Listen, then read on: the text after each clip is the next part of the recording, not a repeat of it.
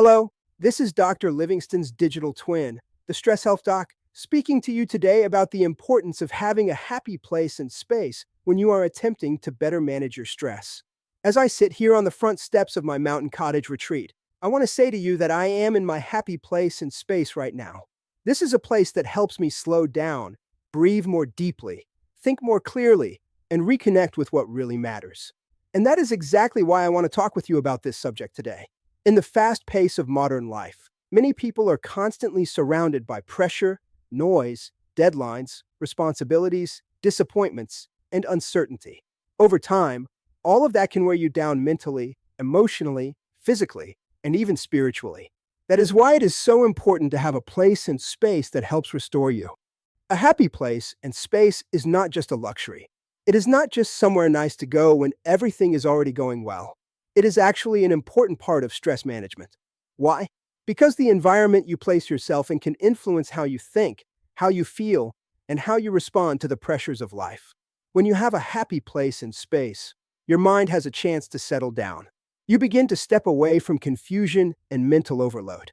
You can reflect, reset, and regain perspective. Your emotions also benefit. Instead of staying trapped in frustration, sadness, tension, or anxiety, you begin to experience calmer, more comfort, and more emotional balance. Your body benefits too.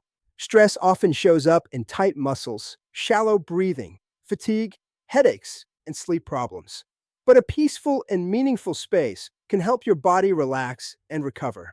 And finally, your behavior improves. Instead of reacting impulsively, you become more able to respond intentionally. You speak better, you choose better, and you handle life better. Now, your happy place and space may not be a mountain cottage retreat like this one. It may be a quiet room in your home, a porch, a garden, a park bench, a prayer corner, a beach, or any place that helps you feel grounded, peaceful, and restored. The key is to identify that place and make use of it regularly. And along with having a happy place, you also need happy practices while you are there. Take time to breathe, reflect, pray, meditate, read something uplifting, listen to calming music, or simply sit in stillness long enough to let your mind and body recover. I also want to mention that I have written a book called Having a Happy Place and Space for Managing Your Stress, and it is available on my flagship website. That book goes further into this important subject and can help you better understand how to create and use the kind of environment that supports your well-being and helps you manage stress more effectively. So, as I speak to you from my happy place and space, I want to encourage you to find yours, protect yours, and return to yours often.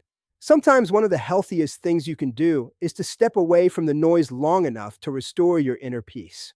Again, this is Dr. Livingston's digital twin, the Stress Health Doc.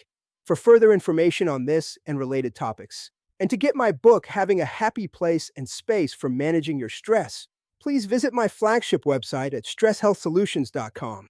In closing, this is a very important reminder based on what I said earlier. Remember, stress is not just about what happens to you. It's about how you think, how you feel, and how you act in response to what happens to you even in your happy place and space. Therefore, when you learn to manage these three areas, you don't just reduce stress, you improve your entire quality of life. Also, taking it easy is not easy, but when you learn to think strategically and act intentionally, success becomes easier, healthier, and more sustainable. Thanks for listening and stay well.